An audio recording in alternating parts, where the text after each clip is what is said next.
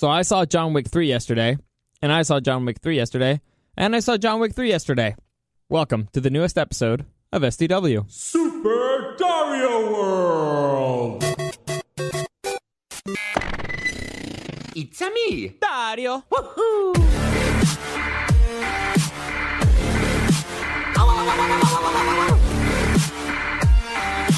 Let's go! Now, before I get into my review of the movie, which will be spoiler-free, by the way, I hate spoilers, so it will be spoiler-free, let me just give you a quick update on the whole podcast situation. Like I mentioned yesterday, in case you missed it, Super Dario World will now be under the umbrella of The Show Presents and Rock 105.3 and iHeartMedia. So it means that we're going to be moving solely into the iHeartRadio app. It's still not going to happen yet. It has to be approved. I have no idea how long it's going to take. It says it could be up to 8 weeks, but supposedly they put me on the fast track because I work for the company. So we'll see. I'll keep you updated, and I'll give you more than enough time to switch out. I will be walking you through this every single step of the way, and I'm excited to get this started, man. I already have a professional-looking logo set up. I can't wait to unveil it. It's not just a little crappy thing that I made in Microsoft Paint. This one was actually made in Photoshop, like a professional. So I'm excited. I'm excited to be able to share all of that, but like I said, I will keep you posted, and as soon as it's ready, I will post a link on my social media. I'll post a link on the show's website. There will be links everywhere, so it will be as easy as possible for you to transfer along with me. But as of right now, you can still find the podcast on SoundCloud, YouTube, and iTunes. Just type in Super Dario World Podcast in the search bar. You'll easily find it right there.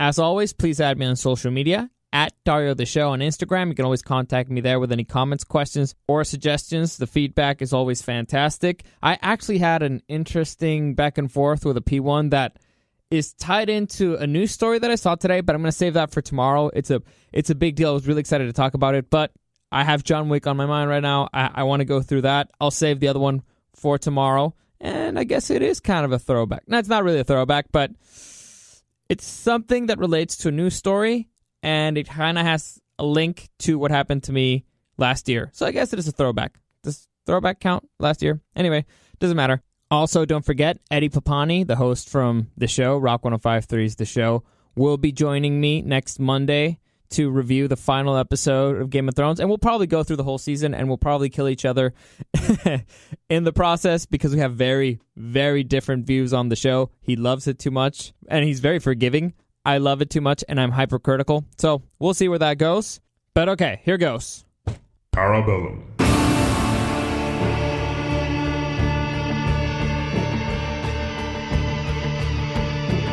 Hurry, fall asleep, or the Baba Yaga will come for you. John Wick, man. John Wick 3 hits theaters this Friday, and I got to see it yesterday, so I was stoked. I can't tell you how excited I was for this movie. I loved the first two. And before I get into the review of the third movie, for those of you who don't know, I'll walk you through the first two movies and kind of how we came to be at Parabellum. Again, that will be spoiler-free. I hate spoilers. I'm not going to spoil the movies for you. You can watch them for yourself.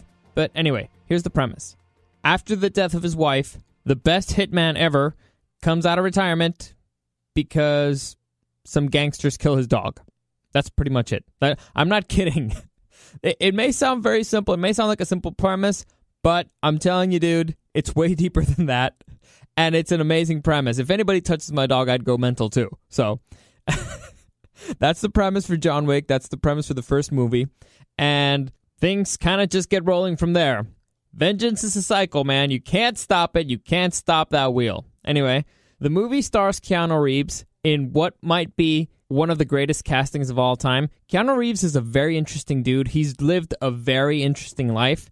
And his career has been kind of hit or miss. Because some of the roles that he's done are fantastic. I would argue that The Matrix could be among the best trilogies of all time. And he's really intense. He's an intense dude in a quiet way, but he lets the story develop itself. He doesn't, it's weird. Some actors have a need to overpower the screen, to take over a scene. Keanu Reeves is a presence in it, but he kind of just lets things develop. It's weird. It's an interesting thing. I don't know if that makes sense to you, but look back at his performances. He's kind of colder. He's kind of more taciturn, and he lets things develop. which is a rare quality in an actor. Most actors, or you know what, I don't want to say most actors, but a lot of actors, as soon as they get the script, they start counting the lines that their character has and comparing them to the amount of lines that other characters have, because they think that the character that has the most lines is the main character. Keanu's actually done the opposite. He doesn't mind taking a step back to make the movie better. He's kind of like Tom Brady in that way. Not like he's the greatest of all time, but Tom Brady takes a pay cut so that they can hire better players around him. And Keanu Reeves has done that throughout his career. Like in The Replacements, he took a massive pay cut so that they could hire Gene Hackman to be in it. For The Devil's Advocate, he took a $2 million pay cut so that they could get Al Pacino and play off of them. So he's still the star of those movies, but straight out of the acting school of Joey Tribbiani, he understands that reacting is just as important as acting, if that makes any sense, if any of you saw that Friends episode. Anyway, his silence, his reactions, allow secondary characters to develop better, and it makes overall the movies better because it's an all-around world. It's not just one character taking over the scene. It's an actual, it feels like a real world that's developing in there. And John Wick does this perfectly. It's super interesting. All the characters surrounding John Wick are extremely interesting. Some of them are only there for a cup of coffee, but they're still interesting. You're wondering, who's this guy? What's happening? And the way I'll describe John Wick is it's a very classy, very elegant, yet brutal action movie. It's almost kind of like a comic book. It's comic booky because the characters are somewhat cartoonish. Well, they're comic booky because you got all these assassins that follow rules and are very elegant, and all of them have like tatted out looks and they have their own unique style. So it's very comic booky, but where it keeps its feet on the ground is in the action. So I've always described it as a comic booky, a very elegant comic booky action movie. And it's great because it's an original story. They just went for that style. And the reason why they went for that style, the reason why the action is so good and why it keeps its feet on the ground is because the director, Chad Stahelski, I think that's how you say it, Stahelski, he was actually a stunt coordinator. He did stunts for a whole bunch of movies. He did it for The Matrix. He did it for 300. He did it for The Expendables. He did it for The Hunger Games. He did it for Civil War. So the dude knows his stunts. And trust me, it shows on screen, but I'll get deeper into the stunts of Parabellum in a minute. Let me talk about Keanu Reeves. Why he was the perfect casting for this character. And in a way, I don't know if any of you know his life story. His life story is actually kind of sad. And I'll go through it real quick, super quickly. When he was 3, his dad went to jail and he abandoned his family. He had issues in school because he had dyslexia. Then his best friend died of an overdose, River Phoenix, if you guys remember, the little brother of Joaquin Phoenix, superstar of the 80s. He died of an overdose. Then he and the love of his life had a stillborn daughter, an 8-month-old stillborn daughter, which cost their relationship. And 18 months later, the love of his life died in a car crash. A few years after that, his sister got leukemia. So the dude's life has not really been all that great. He's a superstar. He's worth over $300 million. But his life has kind of sucked, and yet he's still a super, super nice guy. By all accounts and purposes, everybody says Keanu's the nicest guy. I actually read an article where he donated most of his earnings from The Matrix to the special effects team because he thought that those were the real heroes of the movie.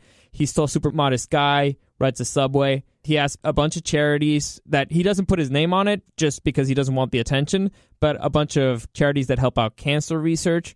So he's a super nice guy all around, but his life's really sad. And I knew his story. The first time I watched John Wick, I knew his story. So John Wick is a guy who lost the love of his life. That's how he starts. We meet him as the guy who lost the love of his life, and he's dealing with that. So seeing Keanu Reeves in that situation is just, it's really sad, and that makes it a perfect casting because when you don't really have to pretend that you are suffering, it makes it easier. And Keanu Reeves also had a stillborn daughter, and in the movie, he loses his pet, which is kind of like his daughter, the last thing that tied him and his wife together. To add on top of that, John Wick's wife died of a terminal illness, which we're assuming is cancer, which Keanu Reeves' sister had. So there's a lot of things that tie in to Keanu's real life, and it shows on screen. Like, you can actually see Keanu letting it all out there. Because in his real life, he went the peaceful route. He's a nice guy. but here he had an opportunity to go to the dark side of those feelings. Like, what would have happened if he would have chosen to go dark side? And it's just beautiful to watch because it's brutal. It is brutal to watch. So I knew that going in, so watching the movie gave it that extra oomph. Like I said, it seems pretty simple on the surface, but it's actually a very beautiful, very interesting plot, knowing all the backstory, because it gives it a lot of weight. And as you guys might have noticed, I'm a Keanu Reeves fan. I've known his life story. I've heard a few stories about him from people that I know who've met him. I'll support any movie he does just because of that. I've seen, I think, all of his movies. Maybe I'm missing one or two, but I support his movies just because I want him to do well. Because, again, nice guy and very good actor, unless you count Bram Stoker's Dracula. That was just terrible. Keanu Reeves doing a British accent is just weird. And his mom's British, so it doesn't make sense why he was so bad at it. But doesn't matter. Okay, let's get into the nitty-gritty. Let's get into John Wick 3. What did I think? And again, this is spoiler-free. Okay, so no worries there. I'm going to do my best to keep it spoiler-free, not ruin anything for you. But okay, so as soon as I walked out of that theater, the first thought that was going through my mind was, I loved it. I was in an adrenaline high, but I wanted it to lower a little so that I could, take a breath, think about it, think about what I just saw. In the end, this movie's pure escapism, really, as most action movies are. But how does it stack compared to other action movies? Because I'm not going to compare it to, what? Schindler's List? That'd be ridiculous. No. So I can't tell you how many times throughout the movie, throughout the whole movie, you could hear the audience going, oh, ooh, oh, oh. Yeah, like oh, God, I wish I could give you an average, but let's say every 3 scenes, something happened that you were just like, oh, it is brutal. This is the most brutal of the 3 movies, I think. They managed to amp it up. It's the wildest, okay? I'll put it like that. It's the wildest of the 3 movies. The first one has the best story. This one is slightly more ridiculous, but it's wilder. They amp it up. And holy crap, man, those action scenes. And here I'm gonna tie back to the thing I said before about him being a stunt coordinator. By that, I mean the director. So most of the action scenes in this movie are one-shots or tracking shots, meaning that the camera doesn't cut. It doesn't have a lot of cuts. It has some, but most of them are continuous shots, which I've always loved. I think they look super cool. Whenever I can do a one-shot, I usually take it because it saves you money, it saves you time, and I think it looks pretty cool. But anyway, whenever an action movie does this, it tells you something very important about the people making the movie. So, for example, a few years ago, I saw a video of Jackie Chan talking about why he really doesn't like doing American movies, why he prefers doing Chinese movies, or, well, his own movies. And he says that a big difference is that in China, they don't really do cuts.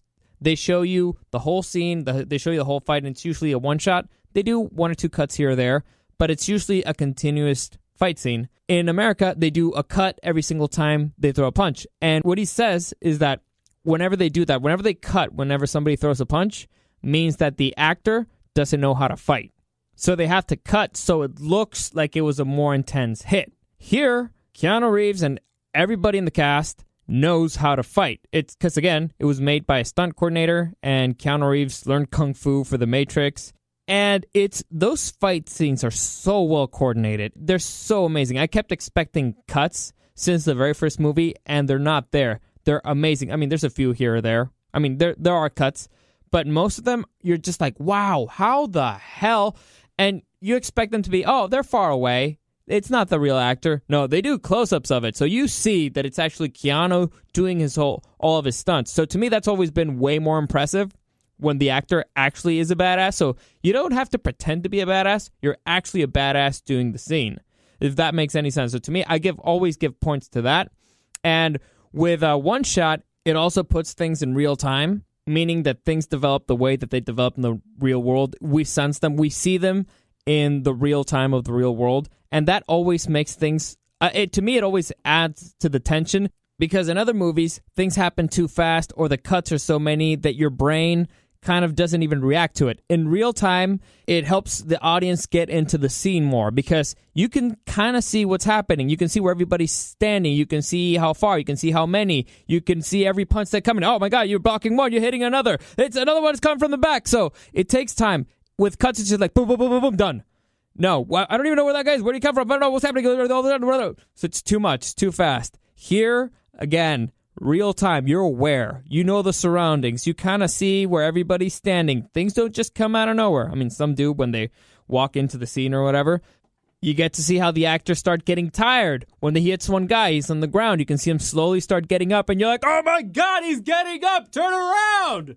So, again, real time is way better, builds up tension. Sometimes it's not a bad thing to take things slow in an action movie. The characters and their actions are fast, but we get to see it. And first off, it's impressive to see them move that fast because we're actually seeing it. We're doing it with our eyeballs. Nobody's telling us, ooh, they're super fast. We actually get to witness it. And it builds up the tension because we are in the room with them, because our eyes don't do cuts. We see everything from one angle only and in one speed. So doing things this way makes it feel more realistic for the audience, if that makes any sense. And I hope it does, because I don't think I can explain that any better. Hopefully I did a good job. Anyway, so I thought that the action scenes of this movie were fantastic. Probably the best in the series. I don't know if the most brutal, but definitely the most impressive. Again, I'm still in the high. I'm still in the John Wick high. I need to go back and watch all of them, but off the top of my head, like I said, this was the wildest. I think this one takes it over the top. Best action scenes, really high intensity action scenes. A lot of one-shots, which I loved. Story, the first one has too much heart, so I'll give the best story for the first one. But this one, holy cow, man. They had a whole world already set up, and they're exploiting it, which is fantastic. The villains are very memorable, very unique, very different, and terrifying in their own way. Halle Berry is a badass. She also had a lot of one-shots, and I saw videos of her training, gun training. Holy crap, that chick is deadly. So overall, first off, Dario approved. For those of you who are wondering, this movie is Dario approved. 2 thumbs up. I'll give it a 9 out of 10 because they did some ridiculous things that I'm not a big fan of, but in context, it makes sense. It's a personal thing. 9 out of 10 might be the best, just pure action movie I've ever seen. Again, I'm in the high right now. I need to rethink that, maybe. But it does cement John Wick as one of the greatest action franchises of all time. And it did help me back up my claim that John Wick would take down Ethan Hunt and Jason Bourne together. Not kidding. John Wick is probably the biggest badass in film right now. Jason Bourne might have taken down an assassin with a pen. John Wick killed 3 guys with a pencil multiple times, and one of those times it was 3 assassins. So suck on that, Jason Bourne. Anyway, the point is that to me, the movie is a must-watch. Just watch all the movies. You'll have a great time. They're fantastic. And now you know Keanu's story, so you can see it with a different perspective. Honestly, the first one, beautiful. Masterpiece. Keanu's been in a few masterpieces. You could argue that The Matrix is a masterpiece of science fiction. I definitely would. I would definitely make that argument. Anyway, those are my thoughts on the movie. Spoiler-free. I believe it was spoiler-free. I didn't really give anything away. Just that I loved it. I thought it was fantastic. I highly recommend it.